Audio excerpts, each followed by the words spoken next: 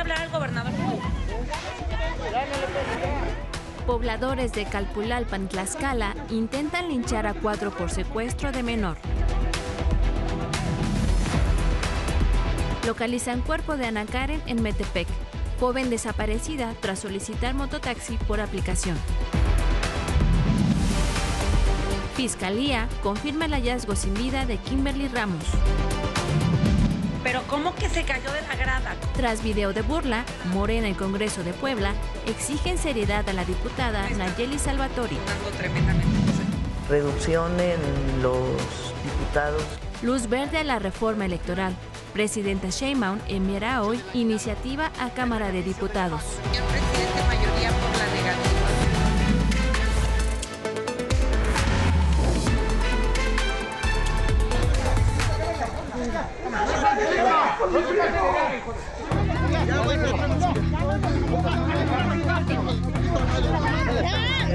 Ya, párenlo.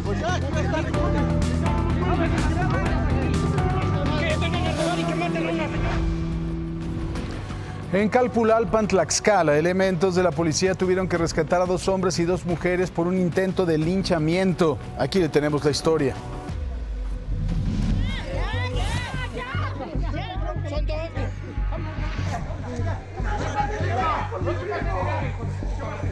Es el momento en que una turba intenta linchar a una de 4 personas en la comunidad de Díaz Ordaz, en Calpulalpan, Tlaxcala, por intentar llevarse una menor.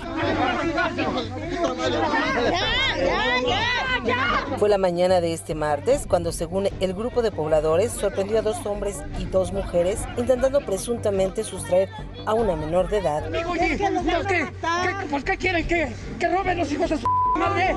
Lo que desató la furia e intentaron hacer justicia por propia mano contra las 4 personas. Lo que provocó una movilización de la Policía Municipal y Estatal, quienes en medio de la atención y el reclamo de los habitantes rescataron a las 4 personas. Una mujer de las rescatadas fue trasladada al Hospital IMSS Bienestar de Calpulalpan debido a las severas lesiones que presentaba, quedando bajo estricta vigilancia. Los otros 3 implicados fueron trasladados para ser puestos a disposición de las autoridades ministeriales. Las autoridades pidieron hacer su denuncia a los vecinos. Para Imagen, Miriam Bueno.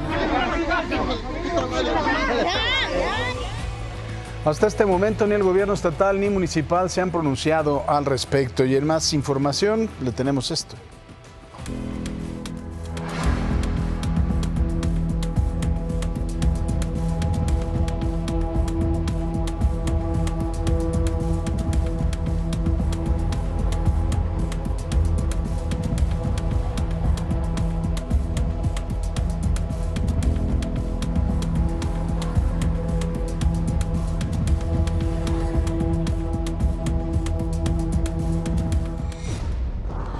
Esto es un operativo de tránsito en Zacualtipán, en Hidalgo, y terminó en una batalla campal captada en video. Todo comenzó cuando oficiales retiraron las placas de un vehículo que estaba mal estacionado. El dueño y sus acompañantes respondieron violentamente para impedir la sanción. En las imágenes vemos cómo los civiles recuperan la placa por la fuerza y la arrojan al auto. Tras la pelea, los agentes mejor se retiraron y dejaron ir al infractor. Ojalá que esto tenga una consecuencia, porque es increíble, primero, que se le falte al respeto hacia la autoridad, que bueno, ellos mismos lo propician, y en segundo lugar, que no haya una sanción al respecto de esto, que es resistencia de particulares. Además que bueno, si no pueden hacer lo que quieran, si es una sanción que es justa, pues ni modo, y ojalá que sí la autoridad vaya por estos señores y los sancione de forma ejemplar.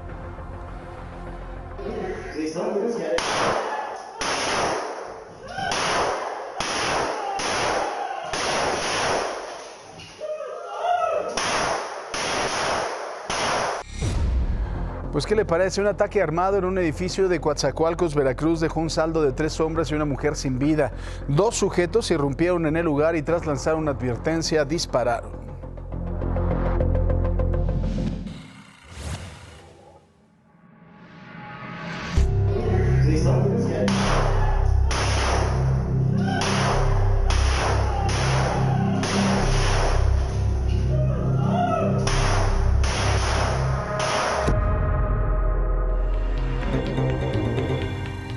Estos son los momentos en los que un comando armado dispara contra 5 personas en un edificio de la calle Lázaro Cárdenas, en Coatzacoalcos, Veracruz. Primero, un sujeto de gorra roja con camisa azul y otro de gorra negra les hacen una advertencia y les empiezan a disparar. Un joven de negro y una mujer de pantalón blanco se van hacia el lado izquierdo, mientras se escucha el grito de una mujer y después se ve que el de gorra negra dispara contra las otras 2 personas que quedaron sobre el lado izquierdo, mientras el otro sujeto le dispara a otras 2 personas. Como resultado, 4 de ellos, 3 hombres y una mujer, perdieron la vida, mientras otra mujer fue trasladada por paramédicos al hospital y está herida de gravedad. El lugar fue acordonado por elementos de la Guardia Nacional, Policía Municipal, Marina y otras corporaciones policíacas. Este hecho fue confirmado por la Fiscalía General de Veracruz a través de un comunicado, donde también informó que se abrió una carpeta de investigación. También se activaron los protocolos para establecer las causas y dar con el paradero de los responsables.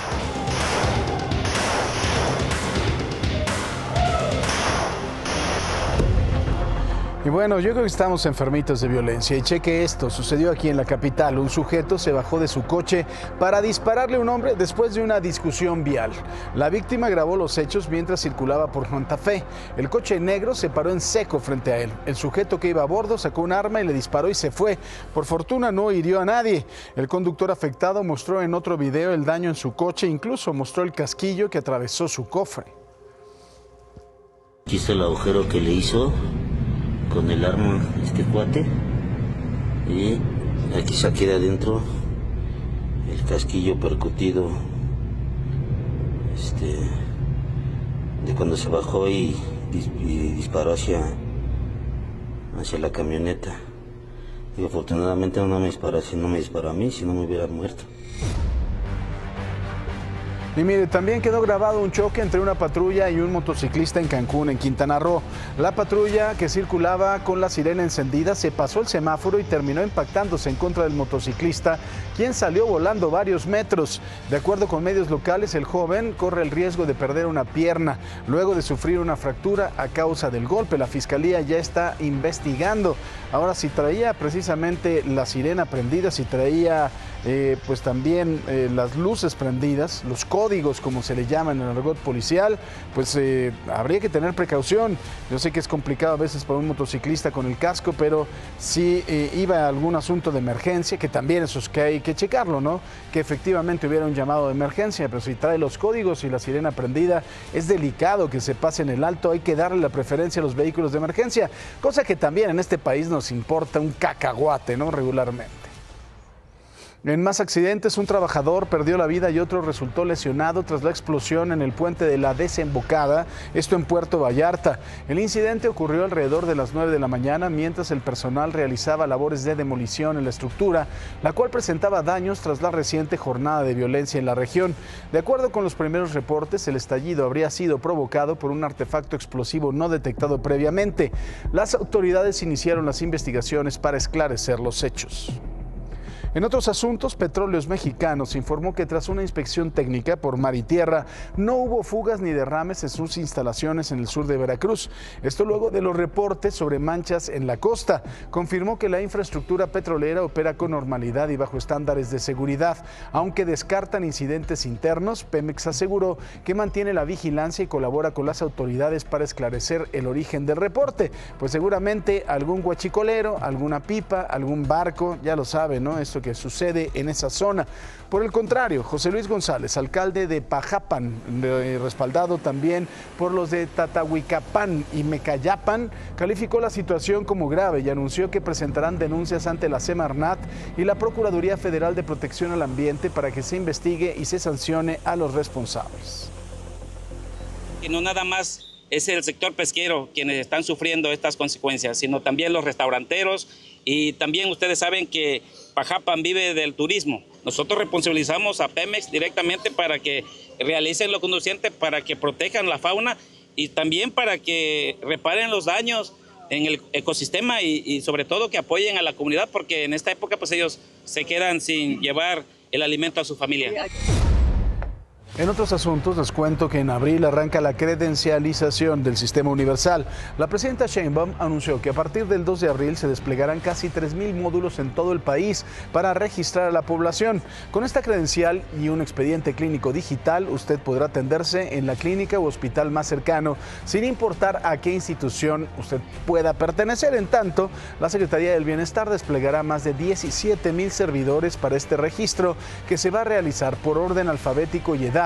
Su objetivo es claro: automatizar la salud en México y garantizar la atención médica inmediata para todos, y por supuesto tener un expediente clínico que se pueda llevar de un lugar al otro, y también que haya una homologación en los procedimientos en materia de salud. Es el proyecto más grande que vamos a desarrollar desde la Secretaría de Bienestar y estamos todos enfocados a esto. Vamos a colocar 2,898 módulos. Por lo menos va a haber un módulo en cada municipio. Hay municipios muy grandes que requerirán la instalación de más módulos. Cada módulo tendrá hasta 10 estaciones de registro de datos. Empezamos el 2 de abril. Vamos a presentar próximamente nuevamente el calendario, que los registros se harán por letra, pero también agregamos por edad. Momento de saludar con mucho gusto a mi querida Mónica Noguera. Mona, buenos días. Buenos días, Paco. Y miren, más del 50% de los jóvenes mexicanos han recibido atención psicológica. Según UNICEF, los adolescentes de entre 10 y 19 años atraviesan una etapa de alta vulnerabilidad emocional por la formación de hábitos, relaciones y mecanismos de afrontamiento. No atender trastornos del estado de ánimo puede afectar el rendimiento escolar, aumentar el aislamiento y derivar en consumo de sustancias, violencia o trastornos alimentarios. Aunque algunas señales pueden parecer conductas típicas de la edad, la prevención y la atención psicológica oportuna son fundamentales. Pongan mucha atención a esto. Y hoy, 4 de marzo, se conmemora el Día Mundial contra la Obesidad. Esto con el objetivo de sensibilizar a la población sobre la prevención, también el tratamiento de esta enfermedad que afecta a más de 1,000 millones de personas en el mundo. La principal causa de este padecimiento es el consumo excesivo de alimentos poco saludables, la falta de actividad. Sin embargo, también existen síndromes genéticos y trastornos endocrinos como el hipotiroidismo, el síndrome de Cushing, que influye en un aumento de peso significativo. Nosotros vamos a hacer una pausa, pero más adelante se recetaron un aumento. Mientras usted en su casita cuida su presupuesto, los senadores estrenan sueldos más altos en este 2026. La cifra genera indignación en las redes. ¿Cuánto van a ganar? Ahora le platico al volver. No se vaya.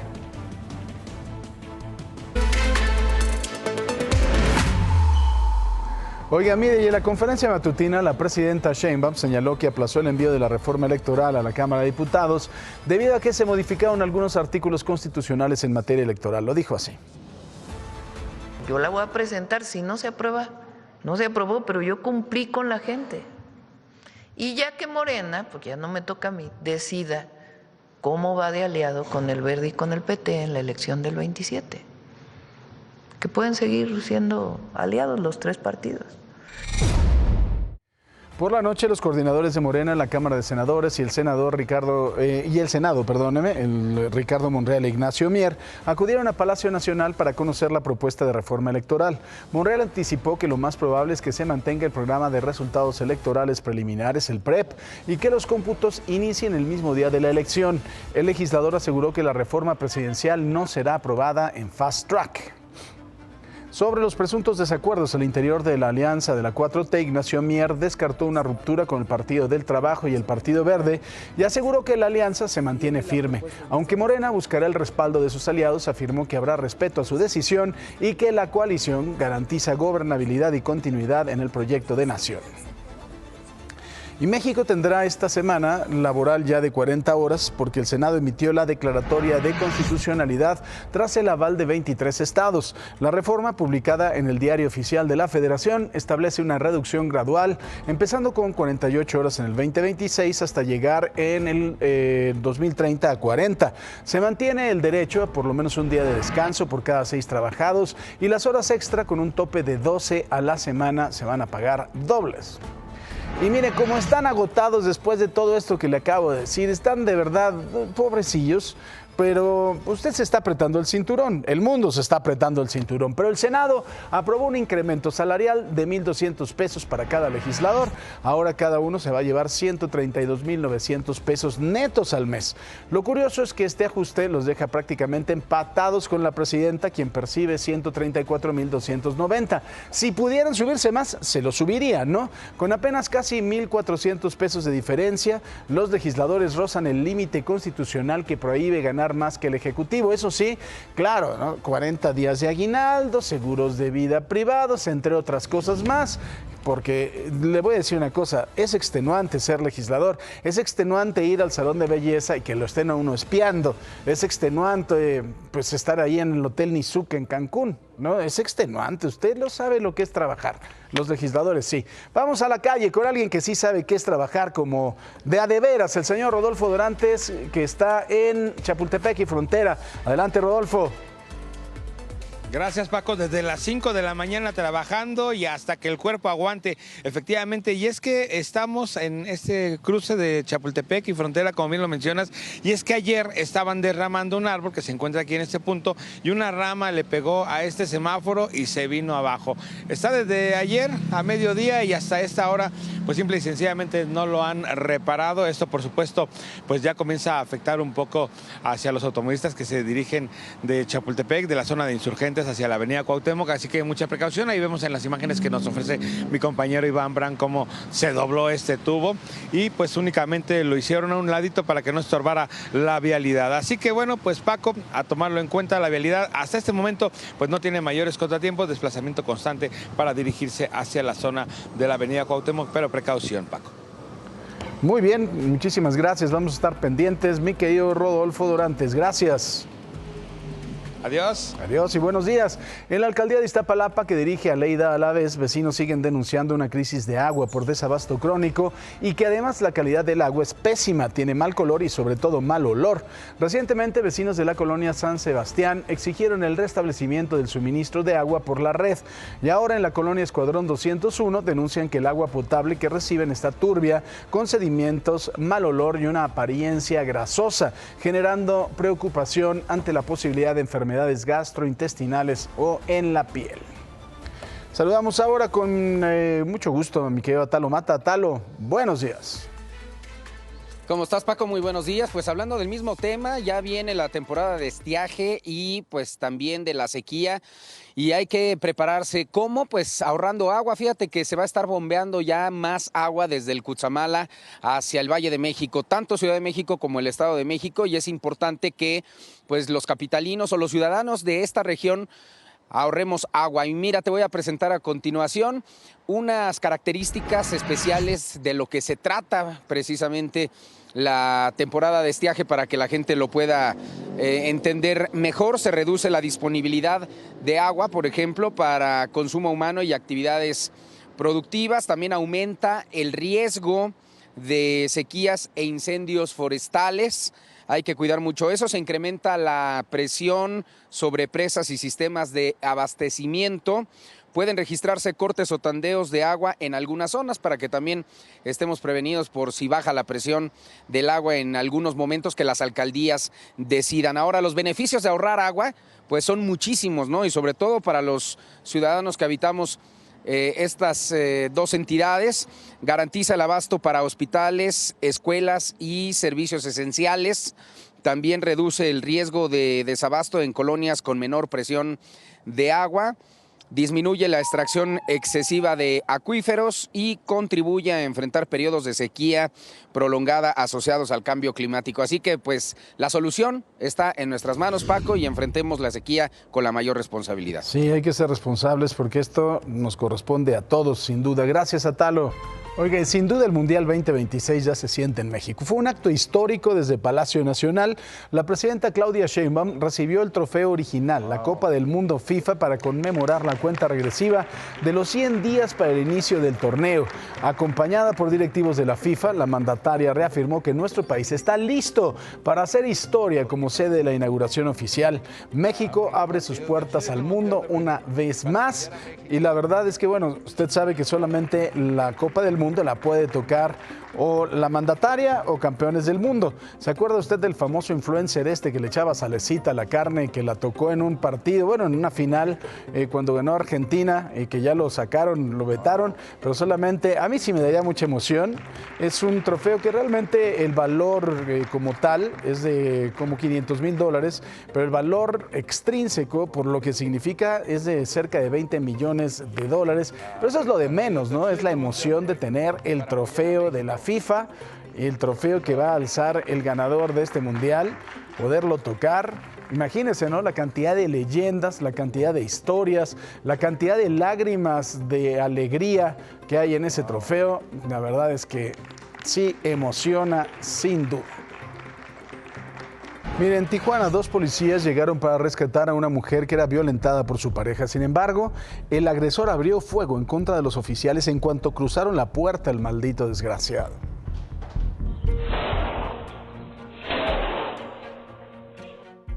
Son casi las 11 de la mañana del 26 de febrero.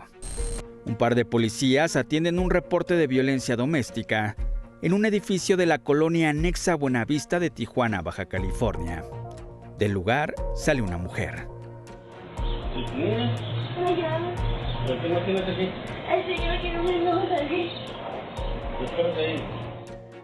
Los agentes se preparan para entrar. Uno de ellos empuja la puerta con la mano y luego con el pie. Son recibidos a tiros y responden.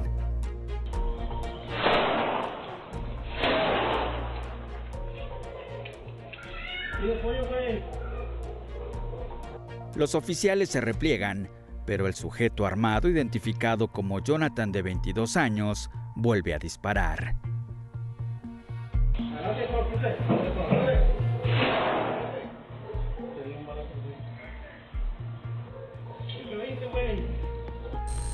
Los policías solicitan apoyo por radio, mientras le piden al hombre que se rinda. ¿Cómo te llamas? ¡Hey! ¡Hey, carnal! ¿Por qué no sales? ¡Sal, güey! ¡Ya pedimos apoyo, güey! Jonathan exige que llamen a una persona. Los policías le insisten que tire la pistola fuera del departamento. ¡No la veo! ¡Déjala!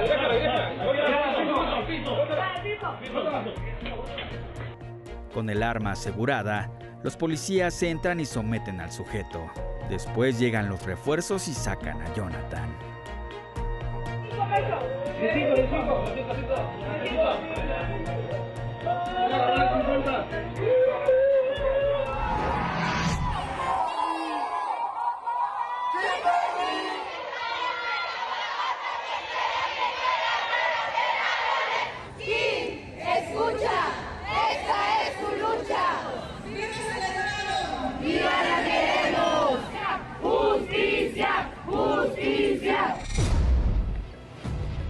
En Morelos, la confirmación del hallazgo del cuerpo de Kimberly Ramos desató protestas. Estudiantes de la Universidad del Estado de Morelos marcharon para exigir la destitución de la rectora viridiana Aide León, a quien responsabilizan de actuar demasiado tarde en la desaparición de la joven, quien era estudiante de la Facultad de Contaduría.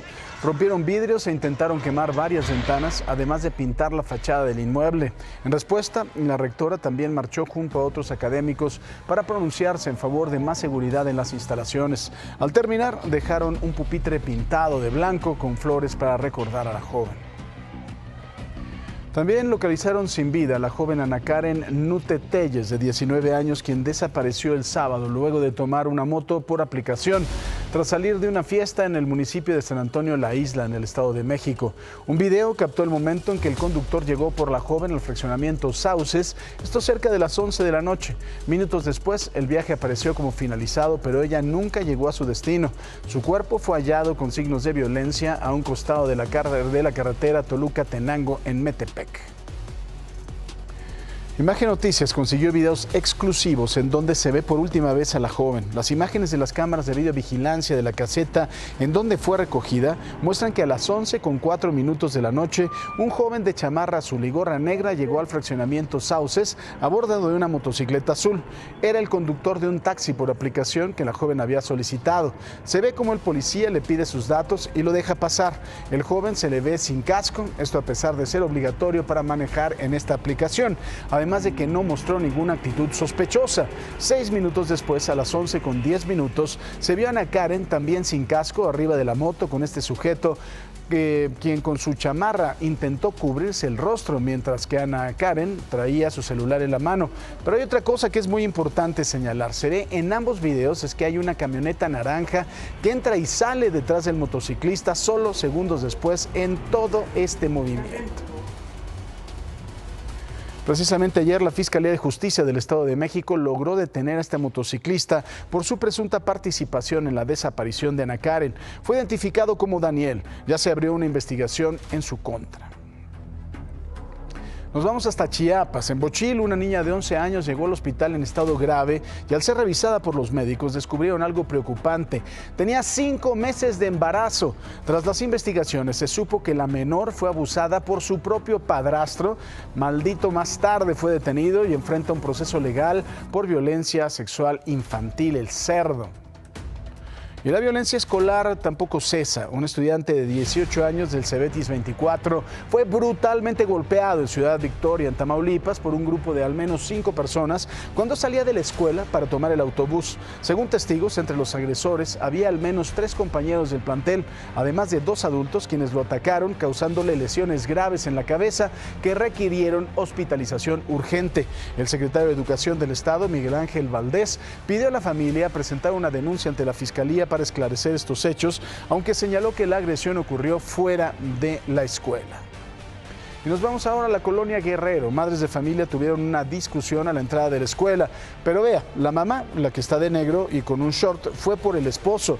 Llegan en esa moto y agreden físicamente a las mamás que están ahí. El hombre llega con un tubo metálico y una navaja y golpea a una de las señoras. Y al tratar de ser remitido, golpea también al oficial de la zona escolar. El hombre fue llevado ante las autoridades, pero no quisieron proceder ante la violencia de género. Y eso que estábamos a punto de conmemorar el 8 de marzo. Le digo que estamos enfermitos de violencia.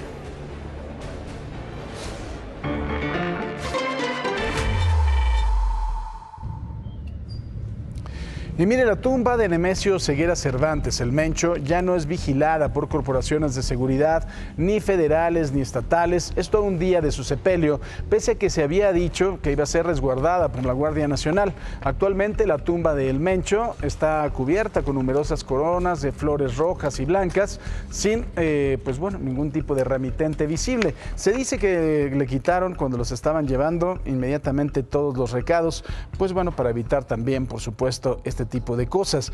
Importante, en las redes sociales usted ha establecido muchas preocupaciones que tienen que ver con si sí mataron al Mencho, si sí era el cuerpo del Mencho, si sí está enterrado ahí, si efectivamente se trató de un operativo del Estado mexicano. Hay muchas dudas y para disipar esas dudas está con nosotros Alberto Capella, que es especialista en temas de seguridad también, por supuesto. Mi querido Beto, ¿cómo estás? Y bienvenido. Un gusto, buenos días. Buenos días, Beto. Yo creo que lo primero, ¿no? ¿Mataron o no mataron al Mencho?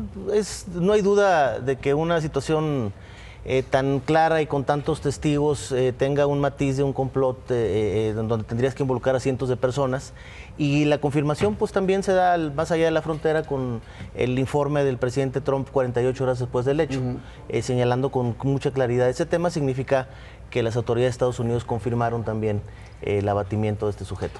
Ahora, evidentemente, me parece que también algunos con una intención política, incluso creo que le faltan al respeto a los 26 elementos que perdieron la vida en esto, ¿no? Porque a lo mejor no es, se murieron 26 elementos del ejército. El costo para el Estado mexicano, independientemente del gran éxito que significa ese hecho, es enorme. Es probablemente la situación o el operativo en donde más elementos castrenses hayan perdido la vida desde el 2006 hasta la fecha. Oye, Beto, importante también el autor intelectual de en cuánto tiempo y tan organizados mandan quemar carros, bloquear carreteras, comunicaciones. ¿Cómo se organizan de esa forma frente a la muerte del Mencho? La marca de la casa de esa organización es el sembrar miedo y terror en la población. Esa es la forma en la que han logrado un crecimiento verdaderamente impactante en un tiempo récord, 15 años, la organización más poderosa, inclusive sobre el cartel de Sinaloa, que tiene operando más de 5 décadas. Y es precisamente ese tipo de acciones las que han provocado que la sociedad mexicana y las instituciones y los gobernantes les tengan miedo y terror. Hay enormes diferencias en los hechos en el epicentro del problema, que es Michoacán y Jalisco, contra lo que se dio en otras regiones, que fueron más situaciones vandálicas, delictivas, de alto nivel, de alto impacto, pero no necesariamente con la cantidad de sicarios que operaron en esas zonas. Y a veces copycats, ¿no? Algunos que se quisieron aprovechar de que, claro, estaban quemando Oxxos, vamos nosotros a quemar el nuestro para que crean que somos parte del cártel, ¿no? Que es parte de la circunstancia. Yo considero que lo más significativo, lo más simbólico es el incendio de las 54 sucursales del Banco del Bienestar. Pero ahorita uno de los temores que tiene la sociedad es qué viene ahora, porque estamos hablando de un CEO que tiene un control de 60 países, 50 ciudades de Estados Unidos, no se diga todo lo que está haciendo en la República. Así de fácil quitar la cabeza es... ¿Qué podría venir para México? Es una organización sólida, hay dos efectos inmediatos. El primero de ellos tiene que ver con quién va a asumir el control de la organización. Pareciera que con lo que ha pasado en los últimos días ya hay un acuerdo entre los lugartenientes y la familia de este personaje. Y la otra es el efecto con las 170 organizaciones criminales locales que operan en México, que pudieran tratar en esta debilidad de competir por los negocios criminales en alguna de las 32 entidades. Los ojos del mundo van a estar en nuestro país por el tema de la Copa Mundial. Esta situación que pues ha generado mucha violencia, respuestas e incertidumbre. De cara a esta justa, de cara a este evento, han aumentado las preocupaciones, han aumentado también pues, los operativos, pero las preparaciones, porque la gente de FIFA tiene que tener certeza y el mundo tiene que tener certeza de que somos un país que garantiza la seguridad. Después de la contención del 23 de febrero, de las 24 horas posteriores al abatimiento del sujeto, la preocupación de los analistas en el tema era qué iba a pasar con el Mundial. 4 meses, un tiempo muy corto. Y ahorita en este momento, lo que yo puedo plantear es que sería un suicidio para la organización criminal el pretender boicotear un evento mundial, porque ya se dieron cuenta que los focos de las autoridades de otros países sumamente poderosos como Estados Unidos pudiera provocar un abatimiento contundente en dado caso que pretendan boicotear o generar actos terroristas en ese momento. Entonces, esa es una buena noticia. Yo quiero preguntarte algo, Beto. ¿Tú qué opinas de estas narcolistas, ¿no?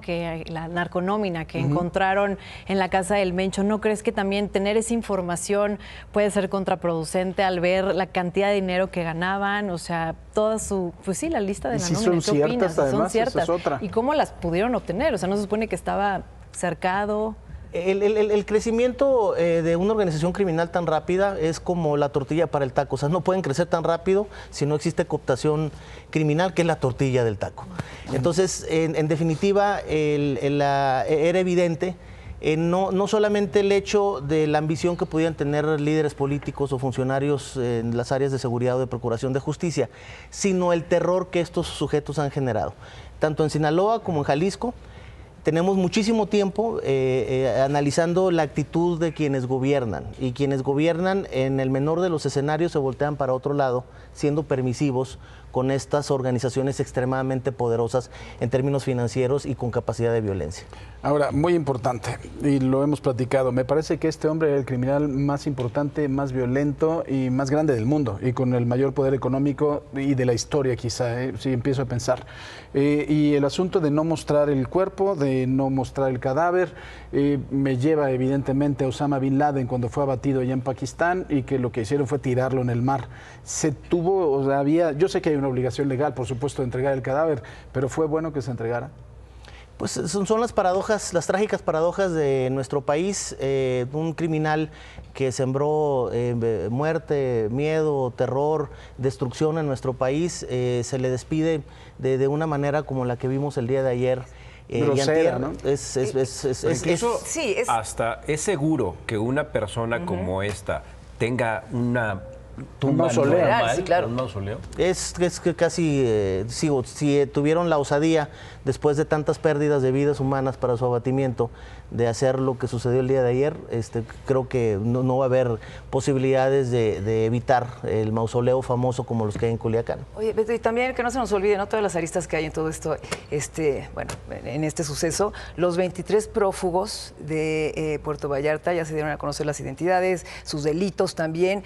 ¿Qué tanto tienen que ver las autoridades que ayudaron o en verdad fue un motín organizado justamente por gente del Cártel Jalisco Nueva Generación? Cuando se da una reacción en los centros penitenciarios después de actos de violencia al exterior, implica que ya tenían control previo de ciertos funcionarios del penal o cuando menos de los operadores que son los custodios penitenciarios. No puede haber una casualidad, sobre todo porque la temporalidad en la que se dan los hechos implica obviamente un control interno. Aprovecharon las circunstancias que se estaba dando en la calle, la distracción de militares y guardias nacionales y policías estatales, y obviamente generaron este motín que hubo, no tengo la más mínima duda, conociendo los centros penitenciarios, que hubo apoyo de funcionarios. Donde murió un custodio, sí. Así es. Para finalizar, y muy importante, ¿lo mataron en el helicóptero para que no hablara? Esa es otra de las teorías de la conspiración. ¿Lo mataron para que no hablara?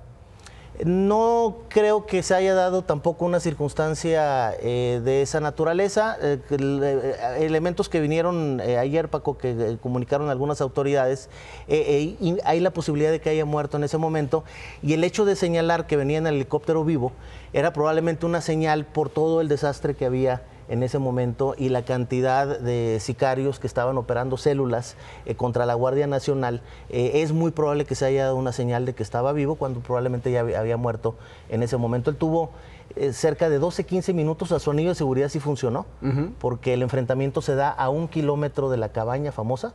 No se da en la cabaña, significa que alcanzó a huir, pero la pericia del cerco que generó el ejército mexicano evitó su huida.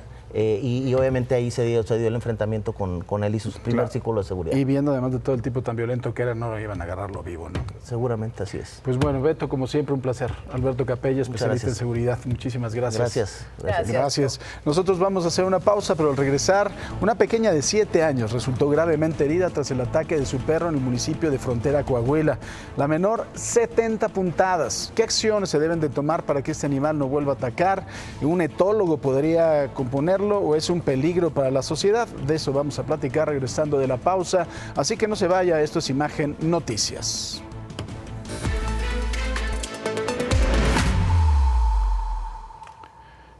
Y mire, el presidente de la Junta de Gobierno y Coordinación Política de Puebla, Pavel Gaspar Ramírez, hizo un llamado a la diputada de Morena, Nayeli Salvatore, para que se apegue al Código de Ética del Poder Legislativo tras el video en donde parodia la caída de estudiantes de la Universidad Iberoamericana. Aunque el líder de la bancada se dijo respetuoso de la libertad de expresión, subrayó que la legisladora de Cholula debe de ser responsable de lo que comunica, tanto en su papel oficial como en su faceta de influencer. Y mire, justamente para hablar sobre este tema, la polarización en las redes sociales ante la caída de las gradas de la Ibero, pero también en la Universidad Iberoamericana, está con nosotros Miqueo Miguel Baitz, que es experto en comunicación digital y inteligencia artificial, consultor de General Consulting Media México. Tiene muchos puestos, Miqueo Miguel Baitz, pero es importante, por supuesto, el hablar de esto y de la... A ver, yo primero que nada, porque ahorita vamos a hablar con Nay, me parece que sí, o sea, hay que tomarlo con humor. Yo creo que estamos, y creo que ya nos está escuchando, creo que estamos de muy mal humor, ¿no? Y todo nos cae mal. La saludamos también, Nay, ¿cómo estás? Buenos días. ¿Cómo están? Buenos días. Creo que la verdad, y continuamos, agarramos todo de muy mal humor. Estoy totalmente de acuerdo. Pero sin duda, creo que el ambiente político también en los últimos años ha generado una polarización en las redes. ¿Tú cómo lo analizas, mi querido Miguel? Primero que nada, muchas gracias, mi querido Paco, qué gusto verte. Pues fíjate que esto es un fenómeno que tiene un nombre, ¿no? Es el fenómeno de la empatía selectiva. Tenemos ya muchos años con este tipo de fenómeno en la red. Y más que una polarización, como tú lo estás mencionando, yo creo que ya hay una división muy, muy grande que se ha venido, pues digamos, creciendo en los últimos años, sobre todo en el último tramo de gobierno. La división ha sido muy, muy fuerte. la reacción del público realmente nunca se centró en la seguridad de los chavos, ¿no? En la seguridad estructural de lo que pasó en la foto, tanto en Libero como en la Universidad de Veracruzana, sino realmente en el perfil del estudiante. Yo creo que en el caso muy particular del caso Libero, la narrativa totalmente en las redes sociales fue realmente de privilegio. La gente se burló más que ser solidarios con la gente Libero, en el sentido de que decían que pues realmente las críticas fueron de que cómo es posible que una universidad tan elite no tengan dinero suficiente para contratar mejores servicios, ¿no?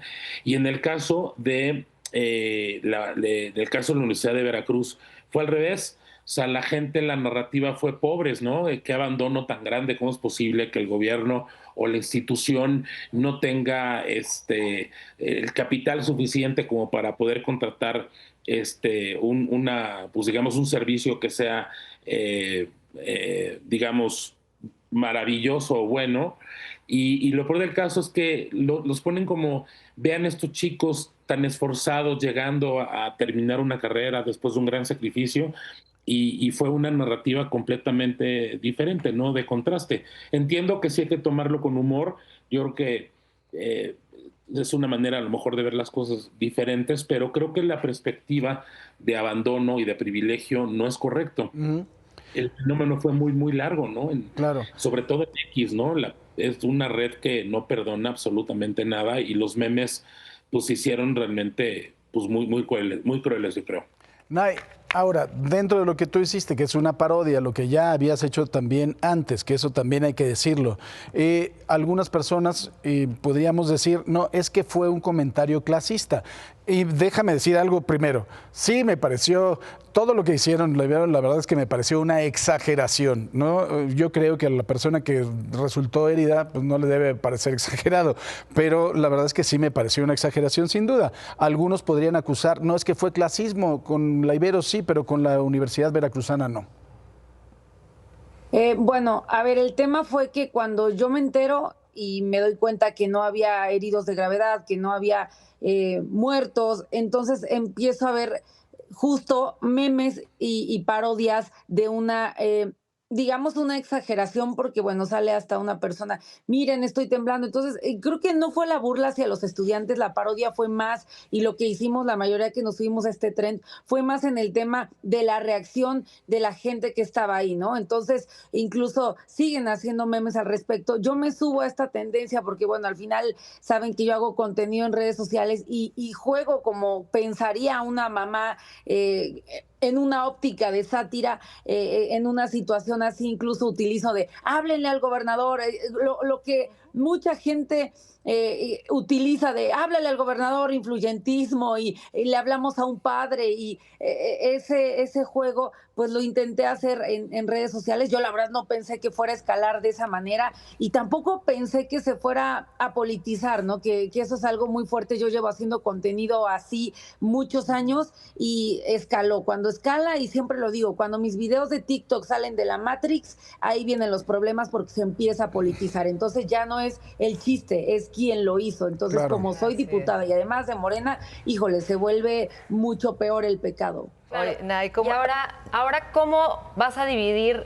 Obviamente existe la libertad de expresión en este país, y como bien tú dices, eres una servidora pública y a lo mejor por eso también se volvió mucho más atacable tu contenido. Pero ahora en adelante, ¿cómo vas a dividir esa parte de ser la diputada Nayeli y pues Nay Salvatori, la creadora de contenido de este tipo de humor? Bueno, y yo creo que aquí nos lo comentará nuestro experto, que también el humor es una herramienta de comunicación política que yo he utilizado mucho.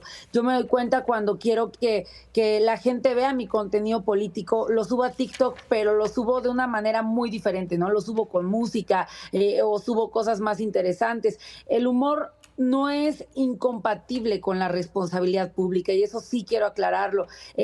También la crítica, y decirles, la crítica al humor suele ser una forma también de exigir hipocresía. Yo creo que hoy en día, enfrente de una sociedad que está viviendo tantos problemas, tanta sangre, lo que menos necesitamos los mexicanos y las mexicanas son representantes populares con esta seriedad, con este mal humor, porque hoy necesitamos también acercar a los jóvenes a la vida política de este país. Hoy necesitamos que ellos también tomen decisiones. ¿Cómo lo vamos a hacer? ¿Acartonados? No, también subiéndonos a un tema de humor en donde nadie salió herido de gravedad, en donde no hubo muertos y en donde simplemente estamos jugando como todos los mexicanos, que hasta con la muerte jugamos y nos burlamos. Claro. Los saludo a los dos, Miguel, Nay. Miguel, quería preguntarte, fíjate, en esta polarización, ¿no? En redes sociales, los elementos de contraste, tenemos, por ejemplo, la atención médica, la reacción estudiantil, la culpabilidad. Y te quiero preguntar, ¿tú tienes la medición del impacto en redes sociales de esta situación?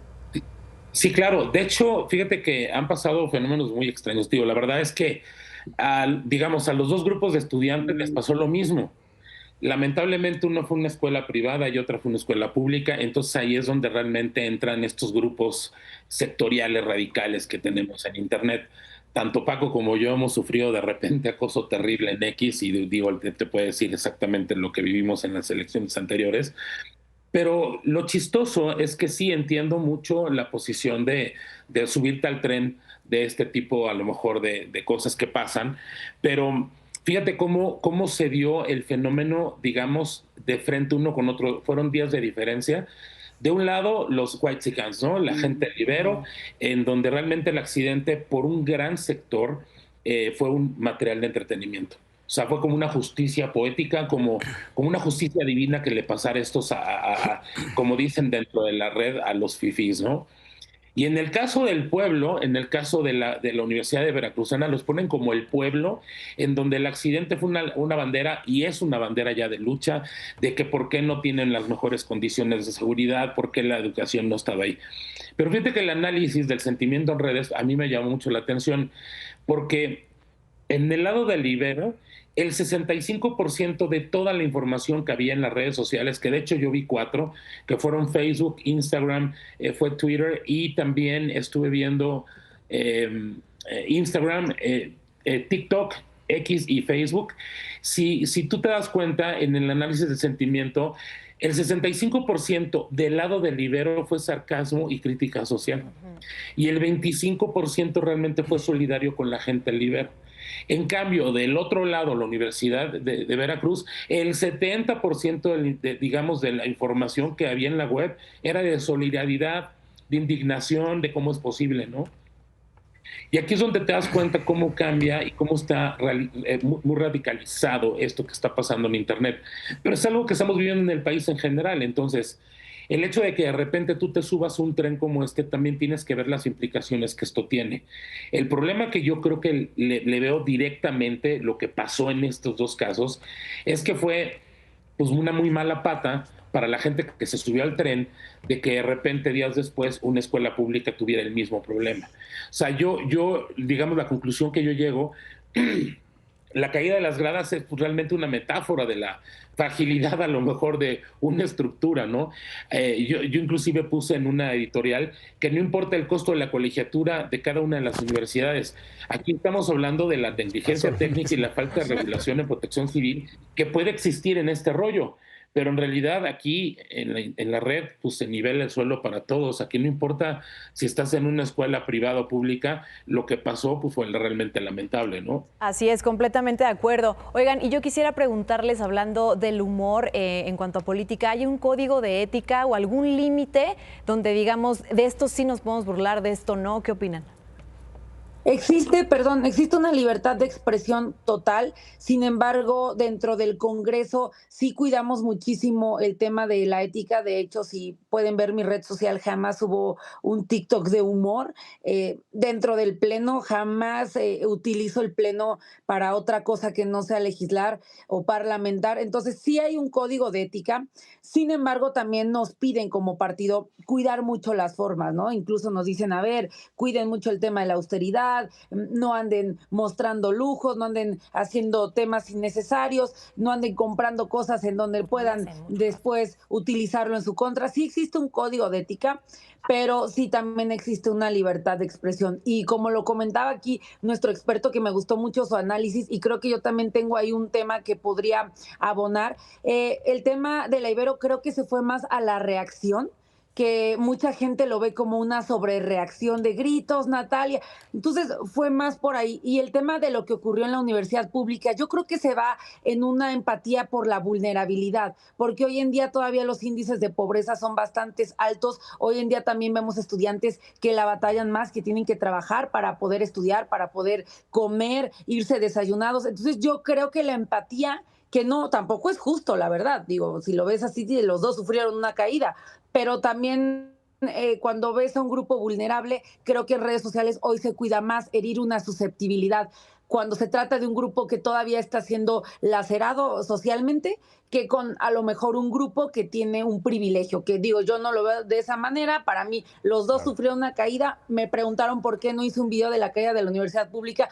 Pues ya estaba curada de espanto, por supuesto que no lo iba a hacer. Al otro día también se cayó una butaca en el Congreso del Estado. Pero creo que hay algo bien importante, porque a ver, más allá de los dobles discursos o la polarización, aquí va un llamado a todas las empresas que se dedican a hacer este tipo de fotografías, porque si ustedes, por ejemplo, se dan una vuelta en las islas, en Seúl, cuando hacen esas graduaciones multitudinarias y ven los gallineros en los que nos llegamos a trepar, que son de 4 o 5 pisos, realmente lo que podemos sacar de todo esto es que seas público o seas privada, porque las fotografías prácticamente son las mismas empresas, debe de haber una protección civil que ayude a los estudiantes. Ahorita nos salió barato, en el futuro quién sabe.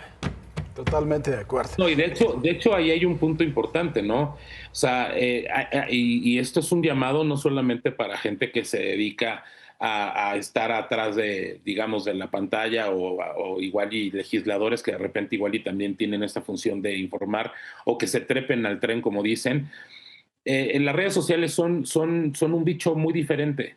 A veces yo siempre digo que las personas que están en el ojo del huracán o que son del dominio público piensan que están en una burbuja y la neta no es así. O sea, están a un clic de poder ser lapidados literal en la web, ¿no? Entonces ahorita, como comenté, la mala fortuna fue que sí, lamentablemente en la Ibero pasó esto y días después en una escuela pública. Aquí el tema es que la gente, como lo toma en la web, es muy diferente. Yo me iría por el tema de, oye, protección civil, ¿por qué no están realmente regulando este tipo de empresas para que esto no vuelva a suceder en un futuro y evitar a lo mejor una catástrofe peor?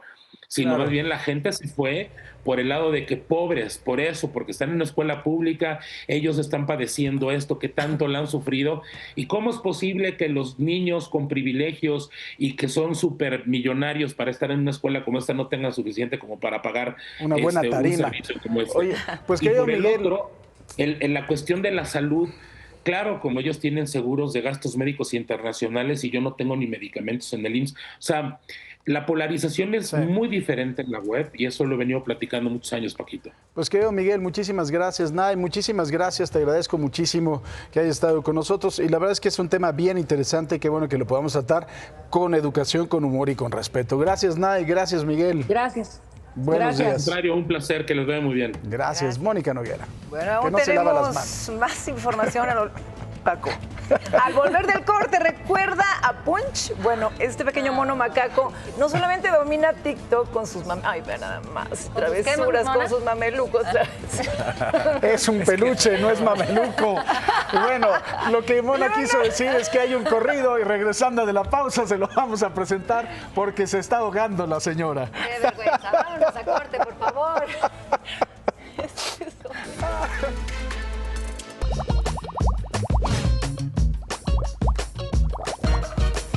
Miércoles de perritos, señores. Estamos pues aquí presentándoles unos perritos en adopción. Está conmigo Miri, está conmigo Carmen y también Betty. Vienen de Lomichitos y de Unidos por Osito, porque nos van a platicar de estos perritos en adopción. ¿Cómo están, chicas? Bienvenidas. Buenos días. Buenos días. Buenos días. A ver, empezamos acá, ¿no? Con el Tommy. ¿Quién es? ¿De dónde salió? ¿Qué hay que hacer? El Tommy es un cachorrito que dejaron en la avenida Tláhuac, ahí prácticamente para que lo atropellaran y lleno de aceite.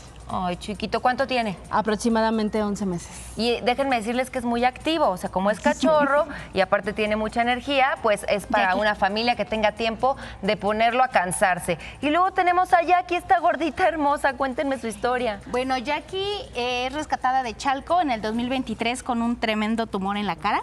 Se llama TBT, un tumor venéreo transmisible de relación sexual con un perro infectado. Ahorita ya está completamente sana, tiene 5 años más o menos y energía media. ¿Y que hay que tener algún tipo de cuidado después de lo de su tumor? Ninguno ahorita está libre de cáncer y pues está lista para ser adoptada. Y es muy gordita, déjenme decirles que es muy gordita y muy preciosa, muy noble. Y por acá este cachorrito, ¿quién es? Y por acá está también el Tommy y él también es... No, este es Nico, Perdón, ¿no? Nico, Ajá. y él también es de la carretera de Valle de Chalco. Allá acostumbran tirar, de hecho tenemos muchos rescates de esa zona. Allá acostumbran tirar a muchos perritos. ¿Y este cuánto tiene? Aproximadamente 3 meses. Ok, ¿ya está esterilizado? ¿No sí? Todavía no. Todavía no. Ok, se va obviamente con la promesa de esterilización y vacunado. De hecho, el todo, tiempo ¿va? que esté con nosotros, y todavía está un poquito más, nosotros lo esterilizamos. ¿Qué hay que hacer para adoptar estos pequeños? Hay que llenar un formato de adopción, comprobante de domicilio igual, INE, y damos un seguimiento de los cachorros y los perros que estén bien y los gatitos también. ¿Cuántos perritos tienen ahorita? En Valle de Chalco tenemos un pequeño refugio con 58 perros. Ay, pequeño, dice. Y también gatitos, ¿verdad? Que el viernes van a venir. También tenemos gatitos, el viernes les traemos otros, y recuerden que también tenemos pensiones, pagamos pensiones.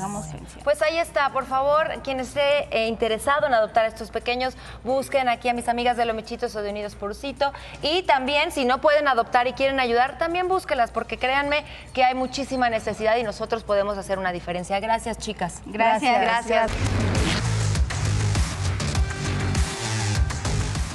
Así es, llegamos al análisis de rostro. Paco Padilla está con nosotros y obviamente hoy la noticia está en Medio Oriente. Paco Padilla, ¿cómo estás? Buenos días. Así es, Quique, tenemos algo muy interesante, un comparativo de los dos terriers, ¿no? De Trump, que sería la cuestión de ver directamente lo que nos dice el rostro de Ali conforme al poder y también el tema de Venezuela, ¿no? También el tema de Maduro. Vamos a ver cómo sus rostros al final comparten varios rasgos y nos dan información. Empecemos en Irán. Comencemos con el predominio de la zona media, pómulos y nariz, inteligencia emocional, control de masas. Esa inteligencia emocional te da capacidad de controlar masas y busca de reconocimiento, porque también busca reconocimiento esos pómulos desarrollados y esa nariz carnosa busca siempre reconocimiento porque vive en la zona media, que son las emociones. Luego nos iríamos a lo que sería la mandíbula, que es la capacidad de contención y de sostener grandes decisiones, y lo vemos claramente, tienen esa gran capacidad de sostener grandes decisiones y finalmente, pues bueno, lo hacen, ¿no? Toman decisiones importantes. Mirada horizontal, la mirada horizontal es la que habíamos hablado, que es como la que tienen los generales de la milicia, ¿no? De alto rango, que es como ver lo que está pasando después, es 100 miles, ¿no? Hasta el fondo, y es una evaluación completa de la situación y una vigilancia sin caer en la hipervigilancia. Oye, lo que sigue me importa mucho, sobre todo porque en esta cultura son barbas y bigotes muy prominentes, donde prácticamente tapan el rostro. ¿Aquí cómo juega? Exactamente, aquí vemos que es el reflejo de autoridad, porque finalmente recordemos que dependiendo lo largo de la barba es supuestamente la sabiduría, ¿no? Entonces, en ese sentido vemos que esa situación da también la autoridad y el control de discurso. Si lo vemos incluso con el tema del bigote, también lo hemos visto con el tema de Hitler, el hecho de tener ese bigote también daba esa capacidad de autoridad y tema de discurso. Manejas un discurso diferente con esa autoridad. Vemos también la cuestión de la vestimenta. La vestimenta son expresiones, bueno, las expresiones contenidas, que las vemos claramente, es la ironía de lo que hablábamos. Controlas las masas, tienes inteligencia emocional, pero a final de cuentas estás conteniendo también las emociones y haciendo a un lado a las personas de alguna manera con la distancia emocional. Y luego nos vamos a la vestimenta jerárquica. Eso lo utilizan claramente también los que pueden tener una tendencia incluso dictatorial. Ven la búsqueda de la pleitesía con base a la vestimenta y la lealtad institucional que buscan también constantemente, ¿no? ¿En el próximo Ayatollah ves lo mismo? En el próximo Ayatollah veo rasgos que comparten, pero no, hay una diferencia porque la emotividad es menor, no tiene tanta emotividad, vemos que hay más capacidad intelectual y vemos que incluso trae un tema de instinto importante, ¿no? Pues vamos a ver cómo se va el cambio, sobre todo social, que es lo que está pidiendo allá en Irán. Claro que sí, claro que sí. Paco Padilla, como siempre, muchísimas gracias. Y bueno, gracias. ¿usted qué opina al respecto? Por lo pronto, vamos con Paco. Gracias. Gracias, Quique. No sé si usted ha tenido alguna vez la experiencia de una cena a oscuras. Son experiencias bien interesantes y quiero que Atalo nos cuente un poquito. Atalo, adelante. Así es, Paco, ¿cómo estás? Buenos días nuevamente. Sue Aguayo es una historia de éxito, sin duda alguna. Convoca a la gente precisamente a esta cena a oscuras para conocerse a sí misma. Vamos a conocer a Zoe Aguayo. Viene una edición más de la Cena a Oscuras con Zoe Aguayo, un momento que va más allá de los sentidos. Es una experiencia sensorial en la cual a las personas las invito a entrar un ratito a mi mundo de oscuridad. Yo soy ciego desde hace 33 años y la finalidad es generar toda una catarsis en la gente que va, a partir de que no puede ver durante un par de horas. A los invitados se les coloca un antifaz y son guiados a sus asientos. Se les pide bailar, que se tomen una foto sin ver, tienen que adivinar lo que están cenando y otras dinámicas. Finalmente, cuando se retiran el antifaz y se dan cuenta de quién los fue llevando, provocan una catarsis interesante al descubrir lo mucho que tenemos y lo que no se agradece o se disfruta a medias. Lo más sobresaliente es que la Cena a Oscuras con Zoe Aguayo siempre es un evento con causa y ahora la motivación es especial. En esta ocasión, mi hija, Brittany, que tiene 12 años, desde el año pasado está padeciendo un problema neurológico, el cual aún no es determinado al 100% qué padecimiento es y también pues qué tratamiento debe tomar. De niño, Zoe Aguayo sufrió un accidente automovilístico que le dejó quemaduras graves y perdió la vista. Hoy es conferencista, máster en dirección empresarial, doctor honoris causa, taekwondoín y multipremiado por diversas instituciones. Les voy a dar mi secreto de cómo disfrutar en medio de la adversidad, cómo ser feliz a pesar del problema más grande. La Cena a Oscuras con Zoe Aguayo será este sábado 7 de marzo a las 7 de la noche en Paseo de la Reforma 42, Ciudad de México. Más informes en el WhatsApp 55 45 87 86 44 y en las redes sociales de Zoe Aguayo.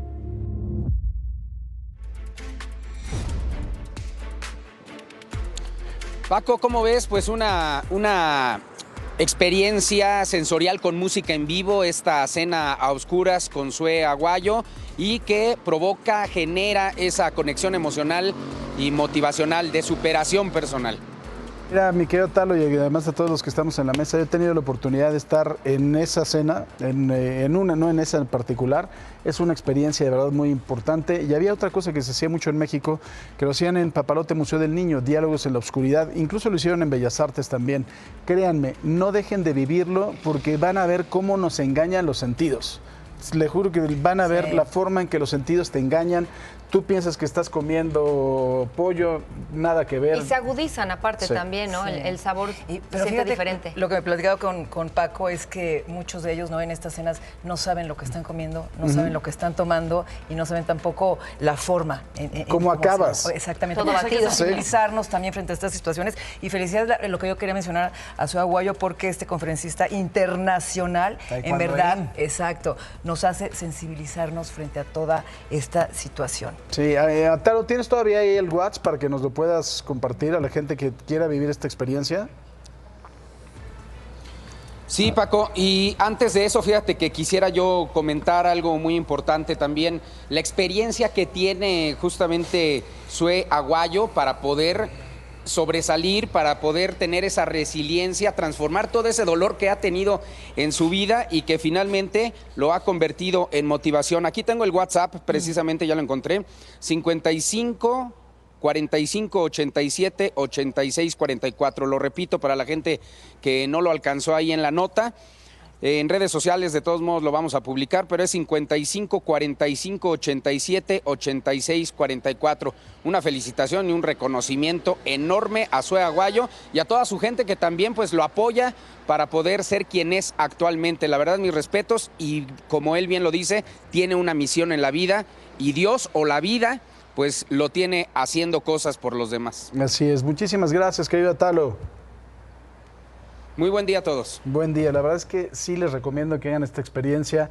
De verdad se van a sorprender. O sea, te pueden decir, no, es que estoy tomando tequila y de verdad te prenden la luz y estabas tomando vino blanco. Lo importante es también impresionante. es como visibilizar, ¿no? Y sensibilizarnos ante pues mundo este mundo, exacto. Esa es inclusión, esa es la verdadera inclusión, el tener la sensibilidad de qué se siente no escuchar, no poder caminar, no poder ver. Valorar también y lo que ya tenemos. damos por hecho, ¿no? Damos por hecho que podemos ver, que podemos hablar, que podemos respirar, que podemos oler, y creo que este tipo de iniciativas nos hacen recordar, ¿no? De que hay muchas personas que desafortunadamente no lo tienen y poder ser empáticos con ellos a través de estas. Y este tipo de personas que, como Zoe Aguayo, que es un ejemplo de superación a pesar de la adversidad, ahí está y ve la vida con un gran sentido. Qué maravilla. Y ayudar, porque aparte pues se recaudan fondos para poder ayudar. Imagínense nada más que un día les apaguen el switch y no vuelvan a ver.